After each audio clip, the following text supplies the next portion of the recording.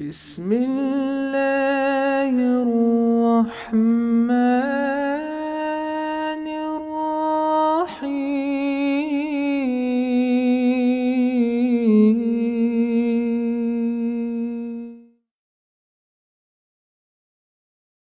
Right, next question. I have a lot of qadha prayers to do. Huh? How do they know? I think my Samsung phone has been compromised. My secrets are out, so I don't have a lot of qadha prayers, by the way, in case you're thinking. Kasme. Right, so the thing is, now what should I do? Should I still be praying Taraweeh? Should I prioritize qadha prayer? I mean, the rational thing here, people would say you should prioritize qadha prayer. The majority of ulama have always felt that qadha prayer must be made up. The exception being those who, the substantial exception being those who said, well, you don't need to make them up. Who said, well, we've got the good news and the bad news. Good news is you don't need to make them up, and the bad news is that's because you're a kafir anyway. That's like the kind of person who comes running to greet you, but when they come to greet you with a slap. So just as you get happy that, oh, all right, thanks, I don't need to make them up, they say, yeah, that's because you were a kafir anyway at the time. Right, so, but in my understanding, there is a very fringe opinion which says that qadha prayers, that like prayers a person didn't pray because they were just too lazy or whatever, they weren't practicing. In my understanding, I do feel it is sufficient to just do tawbah, and that really suffices. That makes sense to me. I know that is a minority an extreme minority position, but I feel that it does. When we look at the Sharia, there isn't a single text in the Sharia that says you have to make up qadha prayer. There is not a single verse in the Quran nor a single hadith that is explicit, not implicit. What you're talking about qadha as in qadha umri, not like as in you just qadha like yesterday's or today's prayer, let's say. Right, okay, now that's a good point. Now, okay, I'll come to that. Now, I'm talking about qadha as in we have like years of unprayed prayers. Okay, I don't mean by that, and I was going to touch upon that anyway, upon what is pragmatic. Okay, what is practical. So there are certain amount of prayers which a person may feel can practically be done. So, like let's say you haven't prayed yesterday's prayer, you haven't even prayed a few days' prayer. That can practically be done. It's not it's not impractical in that sense. Praying qadha for like somebody says, I haven't prayed for 15 years. That now becomes impractical. Some people may do it, and I commend and applaud their commitment and determination. But I feel most people cannot do that, since most people don't even have the determination to pray 5 prayers. Now, in this situation, as Ibn Rushd al-Hafid in his Bidayat al-Mujtahid explains, when he's speaking about where are the evidences for qadha prayers, and he discusses this thing in detail. Now, there are no clear evidences in the Quran or Sunnah, sarih and sahih, very clear, explicit about making up qadha prayer.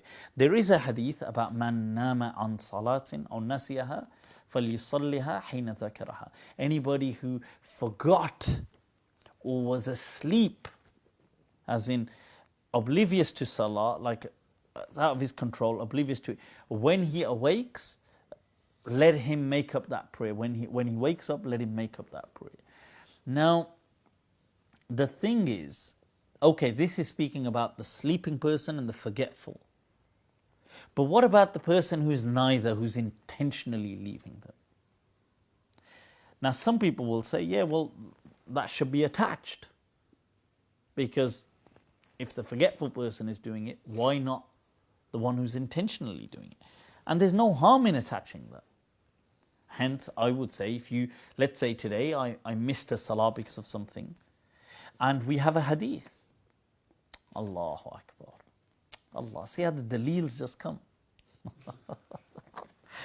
Now there's a hadith in Abu Dawood where the Prophet ﷺ in the Battle of Khandaq, they pray all 5 prayers together because they're so preoccupied with and the Prophet ﷺ says, Mala Allahu quburahum naran, God damn these people, in other words.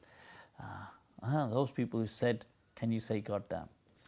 Right, in other words, the Prophet said, may their graves be full of, like, God damn these people that they akharuna anis salah. And in some translation, akharuna anis salat al-wusta, that they made us miss our prayers, or the salat al-wusta, whatever that is, whether it's fajr or asr or whatever. But the point is that the Prophet ﷺ in the hadith, he says, prayed 5 prayers together. Now, that is practical, that is doable, that can be done. The question is, what about unbearable impracticalities, like 5 years, 10 years, 1 year even? Some people will argue that that's fine, and alhamdulillah, like I said, I commend the commitment. Other people will see that as very difficult, highly unlikely. And we have the example of things like the menstruating woman, for example. She is not asked to repeat her prayers. One question is, let's say on average, if a woman's cycle is, I don't know, whether it's 6 days or 5 days or whatever it is, even if people say 8 days or 10 days, right, on average, I don't think a cycle lasts 10 days on average for people. I think probably 6 days or something. Now, that, 25 prayers, 30 prayers, over a month. If you feel the Sharia is enough to ask somebody to make up 15 years of prayers, why can't it ask people every month to just make up 25 prayers or 30 prayers? Or why can't it do that? I mean, if it has the will to ask people to make up for 25 years of prayers, then by that logic, or by that attitude is a better word, it would ask the woman to make up her prayers. Why would it show all of a sudden like unnecessary kind of like all this clemency in saying, oh well, you don't need to make up 30 prayers. Oh sorry, you just need to make up 35,000 or whatever they are. Like, why would it have that?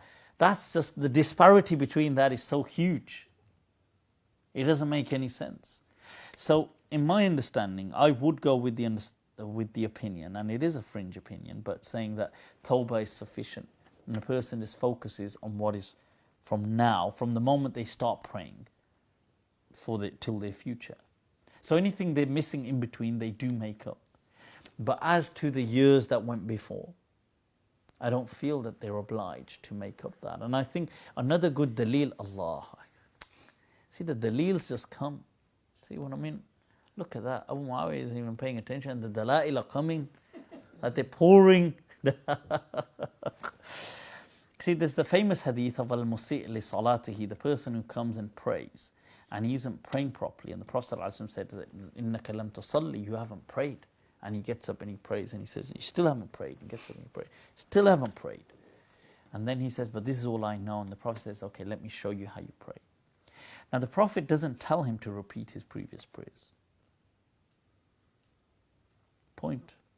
Allah, dalil. Allah. Allah. Allah. So anyway, so that's... Say that again.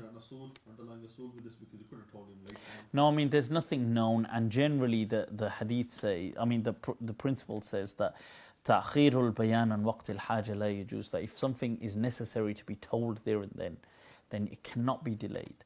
And the ulama generally, whoever comments on that hadith, accept that. I mean, they interpret it differently. Some people may say, yeah, well, that's because he did his best, or whatever. But the point is that if his prayers weren't acceptable, and he wasn't asked to repeat, And if you think about it, technically, in the lifetime of the Prophet ﷺ, from salah being obligated to when this person, it had to have been less than 10 years. Had to have been, yeah. From when this person was told, from when salah was obligated, and the chances are he wasn't the first Muslim then anyway. So this person probably only had a few years of salah. The chances were anything between, well, on average, let's just say he had 5 years of salah. But for the Prophet not to ask him goes to show when people say, 25 years of salah, why don't you make up for 25 years of salah? That is way too excessive and stuff like that. In my understanding, Allahu A'lam. Deen yusr. Deen is one of ease.